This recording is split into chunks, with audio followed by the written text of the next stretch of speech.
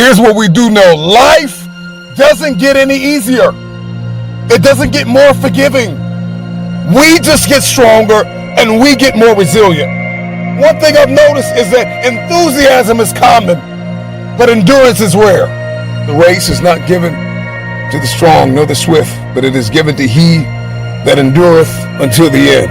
One thing I know is that we've all been hit with a measure of adversity at some point in our life. Everybody listening to me has been hit with a measure of trauma. Everybody wants destiny. Everybody wants manifestation. Everybody wants fulfillment. Everybody wants the next level in the relationship and a higher quality of living. But nobody wants to eliminate distractions. Nobody wants to disappear for 3 months, 4 months, 6 months and eliminate all distractions and get into a place where you can focus on just you. What if you could just shut out every distraction? What if you could just shut out the world for just a season and focus on you? A man is rewarded in public for what he does in private. The reason why you don't see it, the reason why it has not manifested, the reason why you are so frustrated is because you have not been willing to forsake all that you've been called to forsake and to follow through behind closed doors. Sure, you can talk about it. Sure, you can plan it. Sure, you can write it down. Sure, you can go to the conference and hear about it. You can read about it. But at some juncture, you have to disappear and put the work in and come back and shock everybody that doubted you. Some of you don't even realize you have unfinished business. You need to go back where you left off with a new perspective. Go back to the gym. Go back to the drawing board. Go back to the business. Go back to the relationship. Go back to the burning building. You have unfinished business. All you got to do is show up with a new game plan and a new perspective. You got unfinished business. You have unfinished business. You got work to do. What happens when your perspective, your perception diametrically opposes your reality? If you are going to give and grow and evolve and attain and become, everything rises and falls on your viewpoint. Perspective is everything. Let's go. I need you to hear me loud and clear. How you see this thing is everything. You cannot change the past, but you can change your perspective about it. Your viewpoint is your advantage. Your viewpoint is what changes the game. Everybody wants increase and abundance and lifestyle change and new zip codes and new area codes, but you only read once a week and you only work out once or twice a month. And so the reason why you don't have what it is that you see, the reason why what's in your head is not in your hands, it's not your reality, it's because your perspective opposes your potential. You don't have it because you don't see the value in it. If you believe you've been called to be the difference maker, the game changer, the disruptor, the person that comes into a room and commands the atmosphere, if you believe you've been called to be necessary and not grossly irrelevant, then everything you do, everything you see, everything rises and falls on your perspective, your perception, your viewpoint. How do you see this thing?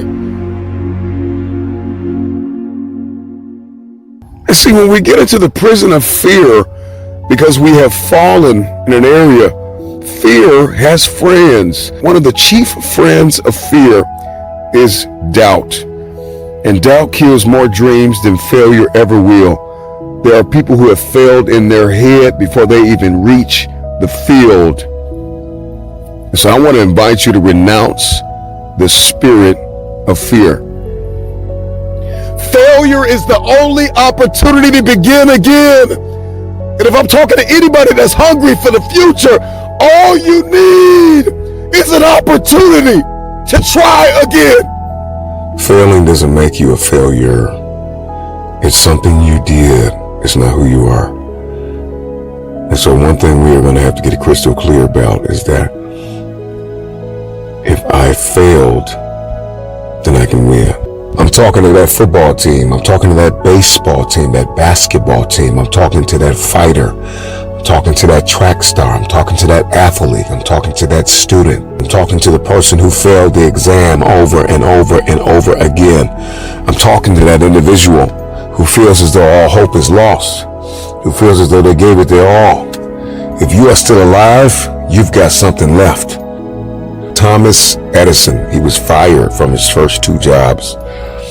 His teachers coined him stupid, that he couldn't learn anything. This is the man who invented the light bulb. The first 1,000 times he failed, but he was never a failure.